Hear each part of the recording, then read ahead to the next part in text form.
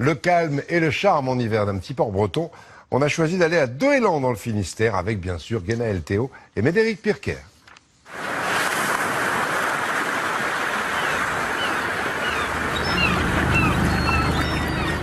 C'est d'abord un très joli petit port, hein. On y tient beaucoup. Il y a beaucoup de gens qui nous envient. C'est une ria en fait, quoi. Donc ça veut dire que l'eau de mer, elle s'engouffre jusqu'au fond là-bas. Et je dirais, c'est ce qui fait son charme un peu. Joël parle de Doëlan comme un père de ses enfants. Beau, mignon, mais parfois capricieux les jours de grand vent. Protégé par ses deux phares, le port semble endormi en ce matin d'hiver. Les bateaux patientent à l'abri de la houle sous les volets clos des maisons désertées. Joël connaît chaque quai, chaque pêcheur, chaque maison. Dans cette maison a été écrit le discours de l'abolition de la peine de mort par Robert Badinter. L'histoire du port de son enfance aussi.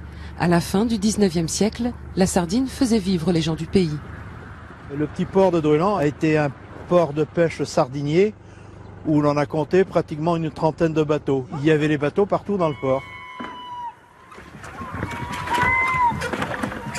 En ce début janvier, seuls quelques marins pêcheurs percent le calme du lieu. Thomas est professionnel. Comme lui, une dizaine de pêcheurs ont choisi Doëlan comme port d'attache. Merlan. Chaque jour de la semaine, la marchandise fraîche est vendue à la halle aux poissons.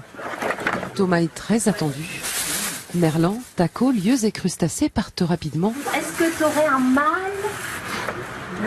le plus gros possible? Le plus gros de tigre. C'est là.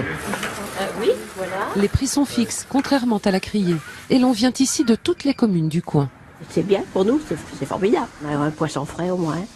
Moi d'ailleurs, je ne mange pas de poisson autrement que quand je viens le chercher ici. Ça permet de maintenir une petite activité sur le port.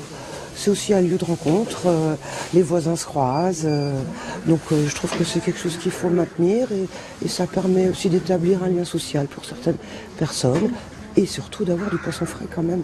15 ans que Thomas vend son poisson à Doëlan. Aujourd'hui, c'était Merlan. Je pensais en avoir plus, mais ça change tout le temps. Quand il fait froid, c'est pas terrible. Après, ça change au printemps sur autre chose, sur les maquereaux. L'effervescence autour du poisson se dissipe rapidement, comme les nuages qui peu à peu laissent place à une fin d'après-midi ensoleillée. Seuls quelques promeneurs profitent du sentier côtier pour longer le fjord breton. C'est formidable.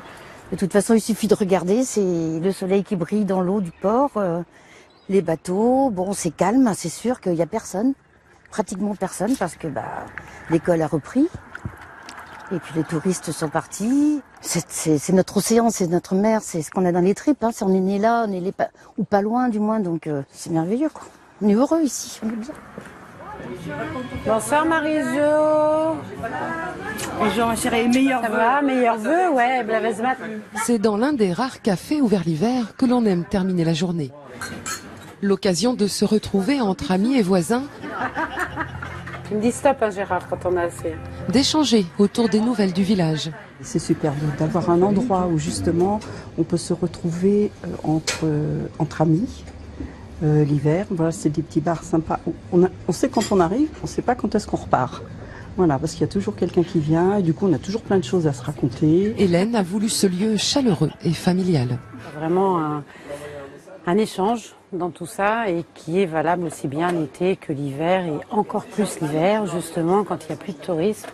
Où là on se retrouve vraiment entre nous. Quand on est derrière un bar, on ne fait pas que servir des verres. On peut aussi recoudre des pantalons par exemple. Ça m'est arrivé.